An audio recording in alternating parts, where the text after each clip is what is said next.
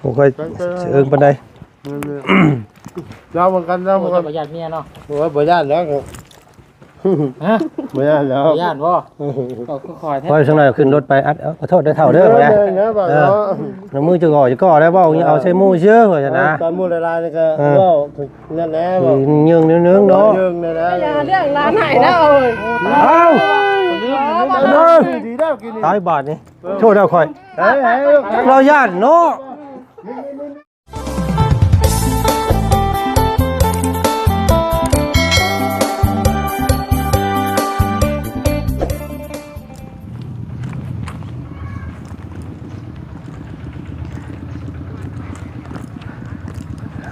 โถ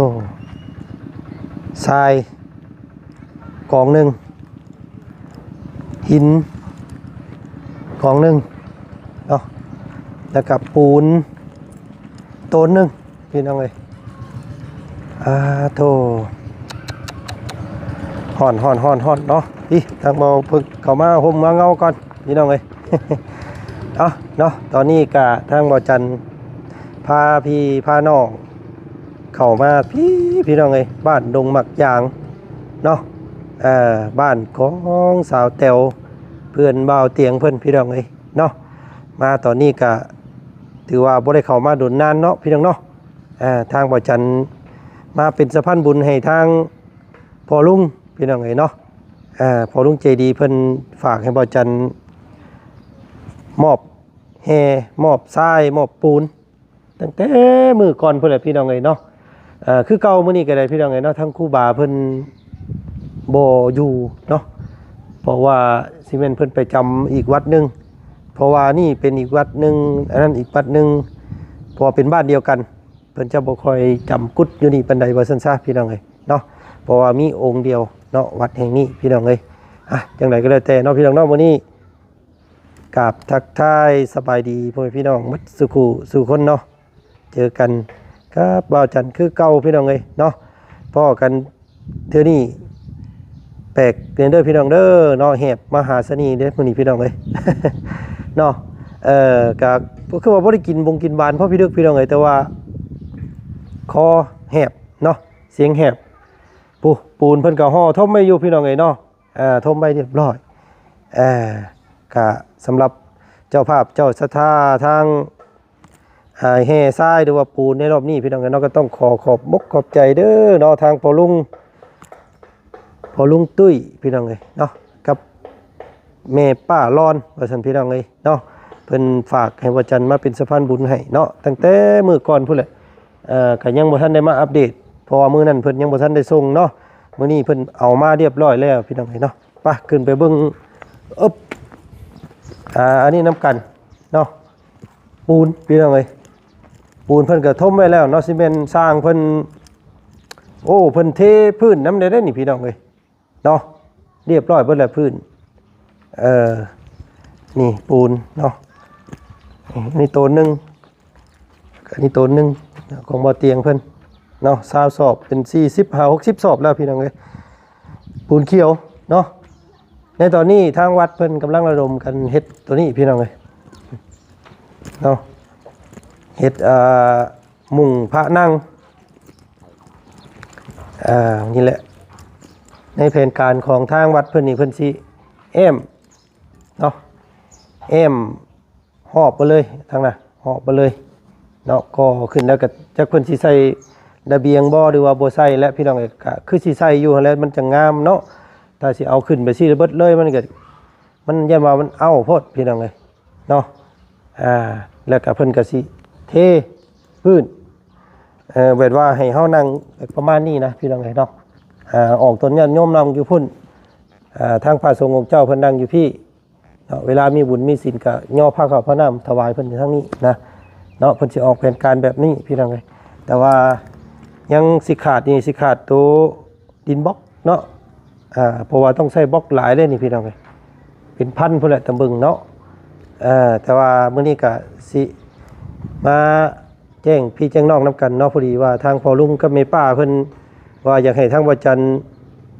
ซื้อบล็อกมาถวายให้อีกว่าสันพี่น้องประมาณ6หรือว่า700ก้อนเนาะแล้วก็ จักได้หลายละพี่น้องเอ้ยมื้อลงมาแต่ไสโปนซะก่อนเนาะเพราะว่ามื้อนี้ทางเบาจันทร์กับเบาเคยละเบาบุญสารวัตรพี่น้องเอ้ยเนาะ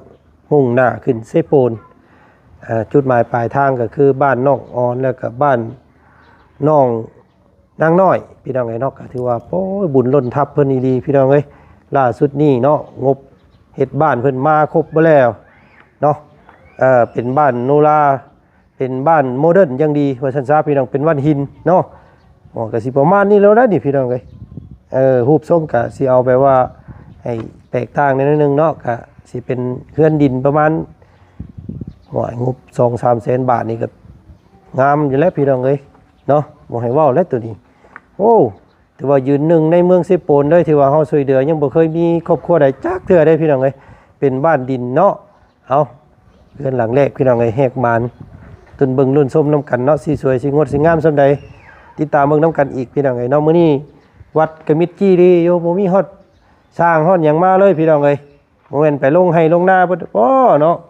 แล้วกันบาดที่นี่พี่น้องเอาพุ่นละมีแต่หันหน้าเข้าเฮือนน้องแตวพุ่นละพี่น้องเอ้ยเสียงแว่วๆอยู่ทางสาวบุญบรรณาเนาะกับบ่าวทองมีพี่น้องเอ้ยบ่ได้ตัวนี้นั่นเป็นพ่อเฒ่าไม่เฒ่าได้นะพี่น้องเอ้ยเนาะแต่ว่าว่าจันเอิ้นแบบนี้ก็ย่านหัวงัวม่วมอยู่ได้จังเถื่อก็ได้ เอาเอิ้นตามเฮาเอิ้นนี่แหละพี่น้องเอ้ยไปซะเนาะเข้าไปทักไปท้ายก่อนพี่น้องเอ้ยรอบก่อนบ่ได้เข้าไปยืนเอิ้นใส่แต่ตะคั่วพี่แล้วก็มีเฮ็ด FC หลายคู่หลายคนว่าโอ้ยคือบ่เข้าไปเยี่ยมไปยามเบิ่งแน่ว่าซั่นพี่น้องเอ้ยเนาะมาฮอดแล้วก็พอเนาะมีไปต้อนลูกเราก่อนจักเล็กจักน้อยอุ๊บพอดีรักเอาขนมเมียคือเก่าพี่น้องเอ้ยไปรอบนี้บ่มีเนาะไปเนาะ โอ้ยเสียงแหบเลยพี่น้องเอ้ยแหบเที่ยงแล้วตอนนี้ก็ได้เนาะฮอดพุ่นกับค่ำคือเก่าพี่น้องเอ้ยเอ้ยกินข้าวบ่จะด้วยโอ้เนาะถือว่าโชคมานอีกแล้วมามื้อนี้ลงเฮือนถึกมื้อแล้วมาฮอดพักมากับพ่อพาเข้าปั๊บเลิศเนาะใหม่เลยพี่น้องเอ้ยเดือมมากแมงวันจับจนบ่ได้พี่น้องเอ้ยความมันอันน่ะเกี้ยงเนาะไปดิตัว มา มีหยังเนาะมีหยังเนาะนี่เนาะ ต้นไข่ทอดปลาแห้ง โอ้ หมักไข่แล้วจงไว้ที่บ้านอยู่หรอวะมันเบิดแล้วไร ใช้มาบ่นี่คือบ่มีคนหมาก มาแล้วขอกินเบิดแหละ โอ้แล้วซะ มาอะไรข่อยมืดตัวทุงยาง จังพอแล้วนี่เอาบุญจังเพิ่นจังเที่ยวมาเลยพี่น้องเอ้ยเนาะเห็นเอาอัน โทรหา โอ้ยอันลูกล่ะอันละว่าบ่มีหยังมาฝากเอาขนม กินข้าวเที่ยงบ่ รู้จักกันเอากันยังเช็ค โอ้กระตูเพิ่นยังบ่ทันได้มากเนาะ เราขาดจะมามั่งช่วยเรา เจ้าเพิ่นเฮ็ดเป็นเฮือนครัวเลยบ่ บ่เก็บของแล้ว เก็บผ้า เจ้าไปเบิ้งน่ะไปบ่เก็บถาดแล้วเต็มอยู่ อันทางครูบาเพิ่นบ่อยู่บ่ ก็ยังไปชอบมึงที่นี่ก็บ่คือบ่เห็นก็สิบ่แม่นบ่ได้อยู่หรอก แต่เมื่อวาน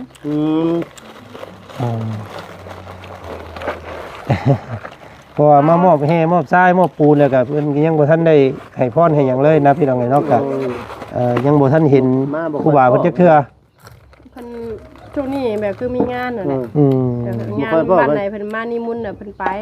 เพิ่นจะบ่ค่อยได้จำกุดปานใดเนาะ แม่น เพราะว่าเพิ่นรับแน่เบิดเลยเหรอนี่วะแม่นมั้ย นักก้อยห้วยนักก้อยโคกมันเป็นกับย่าเพิ่นว่าได้ โอ้เพิ่นก็เลยบ่ค่อยได้อยู่เนาะ มีงานมีหยังที่จะเพิ่นนี่ เอาบ่เป็นหยังพี่น้องเอ้ยเนาะยังสิมีมามอบอีกอยู่รอบหน้าน่าสิเป็นพวกดินบล็อกเนาะเพราะว่าทรงสิบ่พอนะบอก เพิ่นว่าให้ก้อยไปนี่ก่อนมาจันได๋ ขอเบิ่งบ่ มันมีเดือมาจั มันมีเดียวตัวพุ่นอีกแล้วพุ่นแล้วก็ตัวนี้ตัว เพ เดีย ราะ ว ว่ามันก่อห้อมเด้ อ ก่อขึ้นแต่นานี่ขึ้นไปเพิ่นว่าถ้าบ่พอจังเงินอีกชั่วนึง โอ้พอดีทางวัดจันทร์มีทางพ่อลุงกับแม่ป้าเพิ่นว่าอยากหมู่ดินบล็อกเพิ่นว่านะให้มาถามเบิ่งครับว่ามันยังขาดบ่หรือว่ามัน ให้เพิ่นให้เฮ็ดก่อนเนาะเฮ็ดเบิ่งก่อน คันถ้าเพิ่นบอกตอนนั้นว่าอยากได้500ก้อนก่อนเนาะเอาสั่งมาให้แล้ว500 อยาก ก้ กั อบ น ตัวเรือได้มันหน่อยไป อีกป้อมนึงอยู่ เรือมาจากโรงเรียน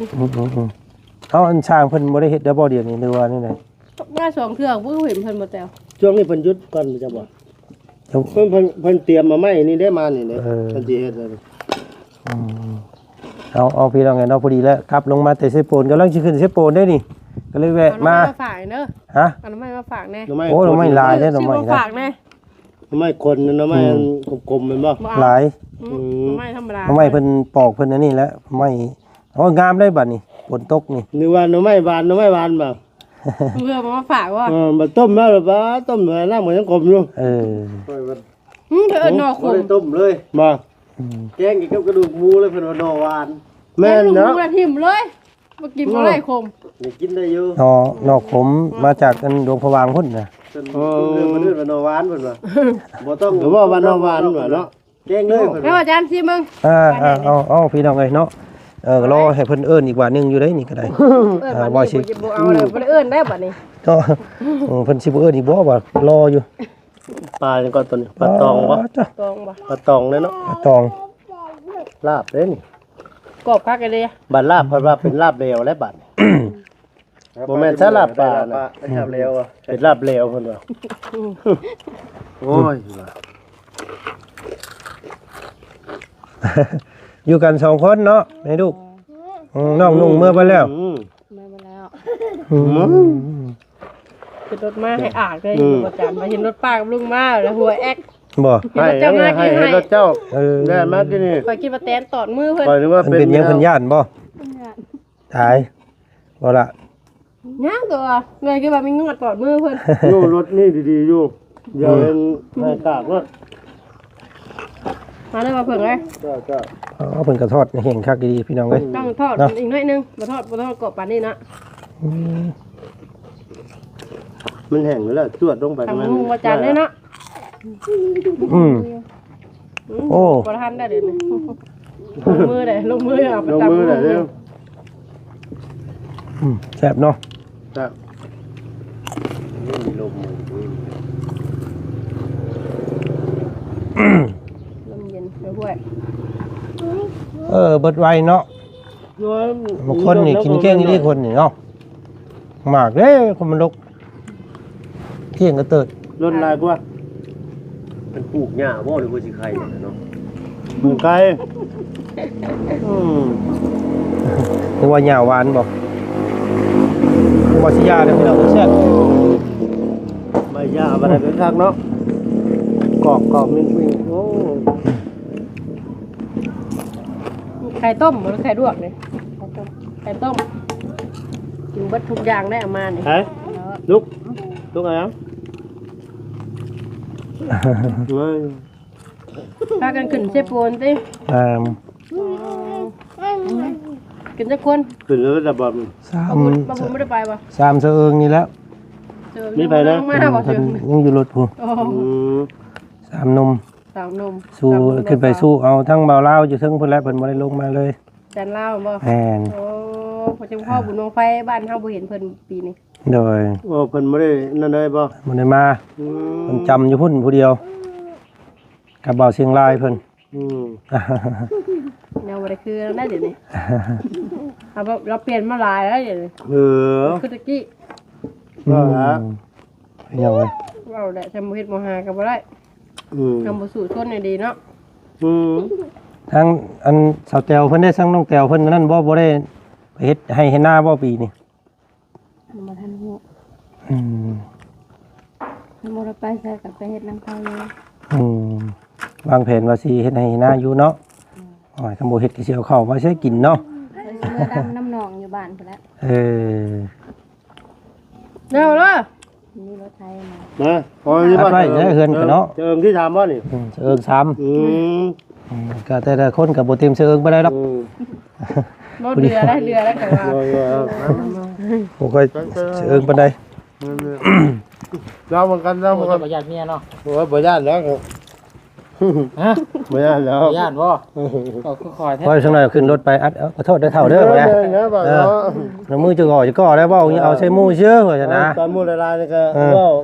นั่นแหละบ่ ยืงเนื้อเนาะ ยิงนั่นแหละ อย่าเรื่องร้านไหนนะเอ้ย เอ้า ดีแล้วกินนี่ ตายบาทนี่โทษแล้วค่อย เฮ้ย เราย่านเนาะเอ้าพี่น้องมาพี่บ่นี่เฮามาป๊อบก่อนโอ้ยดูแล้วจนเละแล้วคนบ่คือหมู่เราโดดกั้นนั่นจะย่างเข้ามาโหเอาละไอ้พี่น้องเอ้ยหน้ายังคือโจรอยู่เนาะยังไปนั่งใกล้เราบาดนี้โจ๊กบ่พุยหน้าเมาคือดีแล้วเจ้า โอ้ยแต่ปลูกหัวสิไข่เด้พี่น้องเอ้ยนี่เนาะหมักทั่วหมักแตงหมักเก้าแล้วพี่น้องเอ้ยก็ถือว่าคักเนาะอันนี้เฮือนเดี๋ยวนี้เพิ่นยังเพิ่นมั่งอยู่นี่พี่น้องเอ้ยเอาไว้เก็บเสบียงอาหารโธ่เตียงนั่งเราก็เป็นชั้นอยู่พี่น้องเอ้ยเนาะ2 3 อัน4 อันตัวนี้ทานตัวนั้นเอาครับเอาไว้จูพื้นจูไฟเนาะเตาก็เป็น4 5 อันพี่น้องเอ้ยเอา ตัวฮ้อนเอาไอ้ฉันเนาะฉันอันทางพ่อลุงไปป้าได้เฉยเด้อพ่อลุงสิไปป้าก่อนเพิ่นย่านพี่น้องเอ้ย ก็ไปพุ่นนะไป ไปป้าก่อนนึกว่าเราให้หยังกินดีวะ นั่นแหละพากันใส่แว่นตาดำแต่แหลมก็บ่เห็นหน่วยตาก็บ่จริงใจเราอ่ะ เบิ่งว่าเจอกันแล้วยังให้กั้นบ่ ตามคือเก่าตรงอยู่พี่น้องเอ้ยอยู่น้ำเจ้าของเท่านั้นนะบัดนี้เนาะสิเก่าสิลาสิลงก็อยู่น้ำบุรวัตรเอา แม่นอยู่กับเจ้าของบ่ แต่งให้อยู่ ฮะ สิแต่งให้อยู่ หอยนึกว่าสิแต่งงานเนี่ยนะพี่น้องเอ้ยเนาะ แต่งสีใหม่แล้ว สีมันร้อนเลยสีท่าใหม่ สีเพิ่มสีเข้าไปอีก บ่หลอนง่ายก็คือ ร้อนบ่ร้อน 15 ปี บ่จืดบ่นั่งง่ายสิแบบนี้ละ บ้านตู สีบาน ตัวบานนี่บ่มั่นใจแล้วตัวบานเนาะ จักผู้งามหมดแหละงามก็สี ขอหนานี่เนาะ เอาไว้ให้เราบ่ ห้ามเล่าแล้วซื้อสีหันได้งาน มันไม่ให้บัตรไปอีกแล้วบัดนี้ ค่อยได้มานั่นน่ะแล้วเมืองป่านี่นี่ เอา ย่านหมึงไว้ มาแวะหาพ่อนบ่ลืมกันเนาะ โดย ก็สิได้ไปป้าก่อนเด้อบาดนี้พุ่นแหละกลับลงมารอบหน้าผู้ใดสิมาหาญาเพิ่นใหม่ เนาะ มีแต่มือลงมาแต่พุ่นละสิมาถวายสิเป็นหยังเป็นพวกสิต้องมาถามเพิ่นใหม่ เพิ่นขาดเดือ ว่าเพิ่นต้องการหยังนะ ก่อสร้างเพิ่นเอาบ่เผาให้ซื้อมาบอกเพิ่นให้ก่อนมันเดือน่ะบ่มีแนวเฮ็ดเพิ่น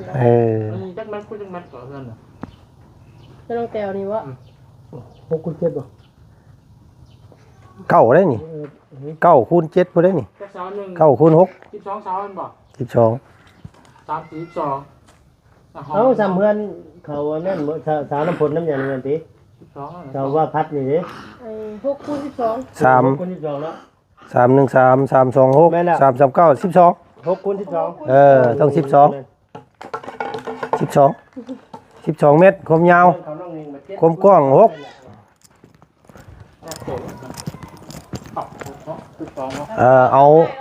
เอาบ่ซ้ำนี่ก็ได้ เขาท เอา6 9นะยาว9 ำของพวก กว้าง6ให้มันเป็นตะปูอยู่เฮานิ่นนั่นเอาให้มันสั่นซ้ำเอื้อนน้องกันน้ำพลหั่นมันเก้า ขึ้นเชฟบนแวะ 9 คูณ 6ฮะโอ้ ตอนเป็นเจ็ดผลเราว่ายันบ่มีอันปั๊มน้ำหมอกน้ำมันน่ะ ห้องน้ำก็อยู่ในเฮือนก็เรียกเนาะบ่กล้าเข้าได้ข่อย สั่งกระเพงก็ได้แล้ว เรียบร้อยแล้วผมกินน้ำพักถูก ก็ ตายคิวกุ้มนานพักเรา ว่าไปว่า ทั้งหมดเลยเนาะ อันนี้ห้องนอนบ่อ๋อตัวนี้ห้องอันรับแขกเอาไว้ให้ป้าให้ลุงเวลาเพิ่นมาเนาะโอ้ยเอาไปป้าก่อนเด้อเสยเด้ออยู่ดีมีแห้งเด้อเสยแตวเด้อ มื้อหน้ามื้อไหนก่อนสิมาเยี่ยมใหม่อีกเนาะเฮาเบิ่งแล้วกับแนวกินก็คือยังบ่ทันใหญ่นะพริกหมักพายก้าว่ามันแดงมันหยังพุ่นแหละ หันมาอีกรอบนี้ก็คือสิบ่เห็นนะข่อยเบิ่ง คือว่าแล้วเราพูดกันมาจอบลอยเอาแต่ละมื้อก็มาเลยอยู่ มาเพิ่นปิดให้เองเด้ย อ้าวซะ ดุนนี่นะ หมากก็นี่บ่ได้กินจักหมากเลยนี่พี่น้อง นี่ เบิ่งให้ เฮ้ยนี่ยังเนี่ยอันนี้ต้นนี้น่ะนี่ ต้นนี้เลยนี่ อืม เอามาแต่บ่พิงบ่ไผมาเพิ่นสิบ่เบิดเอ้ยสิปรับใหม่เพิ่น เฮาสิไปทางหน้าอยู่ยาแล้วมื้อหน้าก่อน เป็นไงชมบ่ ส้มต้นนี้นะเพิ่นเอาแนวอันหมกไฟหวานเป็นตัวว่ะ แต่มีหมักหวานหมักส้มนะ โอ้ยบานอยู่ ห่านบอกก็มีหมักหวานหมักส้มมาดิหมักไผ่ต้นนี้น่ะ อืม แบบคล้ายๆแบบหมกไฟมันบ่เต็มที่เนาะ แม่น ไข่กะลัน หมักบ่ตึงอะ เดี๋ยวลองหยิบอีกมาหนึงอาจสิเติมหมักหวาน คนโชคบุรีก็สิเปรี้ยวคือเก่าแล้ว แม่นบ่ ห่านแห้งหวานตัวนี้ หวาน ห่าน อืม โอ้ดวงดี โชคดีแท้มาแรงพี่น้องเลย4 โมง อืม บ่ เด็กไทยได้มื้อนี้พี่น้องเอ้ย ใช่ว่าเลย ตามตัว หอยไทย เอามาว่านี่เอาไป ว่าจะหาซื้อลอตเตอรี่บ่มีครับ บ่เจ้าสิชื่อหยังน่ะ และตลาดซิโนและ เป็น6ล้านวาส เจ้า นา สิ บ่ ชื่อ ได้ เลขหยังบอกก่อนนะ เรียกบ่ เออ ตรงสิออกนะ เซปอน โอ้ ของฝาก ขอบใจหลาย ยาเพิ่มมันอันนั้นพี่น้องเอ้ยยาระบายท้อง อืม โอ้ข้างหลังเจ้าค่ะเนี่ยอันเนี้ยตาแล้ว โอ้ลืมเบิ่ง แม่นแล้วเนาะ มันแง่วบ่อน แม่น เป็นขอยันเนี้ยตาก็ได้ อืม ขอแล้วก็เอิ้นขอแล้ว ยังบ่สุกปานใดยังอีกยังให้มันแดงเข้มกว่านี้ก่อน ทำไมวันนี้บ่เรือแล้วบัดนี้ บ่เรือแล้ว เดี๋ยวแต่กลาง มาบ่นั้นนังรกกว่านี่มาบ่ สิ นี่ ทานมือต้นน่ะนะยังเขียวอยู่ โอ้ยไปสิไปทางอันนั้นอีกแล้วนี่ ไปทางเอทางหยังอีกมันบ่เย็นอยู่ห้านที่เจ้าเคยเฮ็ดนี่บ่ อ๋อ ดีบ่ประมาณจักนาที ถ้าล่างก็ชื่อนั่นบ่เฮิงเนาะแต่ว่าถ้าให้เราลื้อเลยนั่นประมาณ2ชั่วโมง อ๋อจ้ะ ลื้อ3ชั่วโมง อ๋อจ้ะ ลื้อไปเลยนะ ล่างซื้อนี่ ล่างให้ ล่าง มัน ชื่อนี่สิอันนั่นแย่นะเข้าไปซื้อกับบ่เฮิงประมาณบ่ฮอด20นาทีแล้ว อืมทางให้มันอันนั้นซื้อ เพราะว่าน้ำแอร์เราเติมแล้วเนาะ ๆแม่นเฮาเติมแล้ว หมอน้ำแม่เติมแต่ว่าอันยันว่าไอ้ตัวแพงพุ่นนี่ อย่ามันสำรุดสำหยังเนาะ จะมันซอดถ้ามันบ่ซอดถ้ามันนั่นมันละอันนั้นซื้อกับบ่เฮิง ไปเบิ่งอาการก่อนจ้ะพี่น้องเอ้ยฮ้อนแฮงเนาะไปจ้ะพี่น้องว่าลายใหญ่กันห้างพบกันคลิปหน้าแล้วกันคลิปนี้ลำลาเด้อสาวแตวเนาะสบายดีอยู่ดีมีแห้งเบิดสุขุทุกคนนำได้พี่น้องเนาะไปเดินทางนํกัน ไปวันนี้แล้วก็ไปแล้ว ไป นี่ว่า นี่นั่นนี่ก็ไอ้ติเห็นแต่บัดมา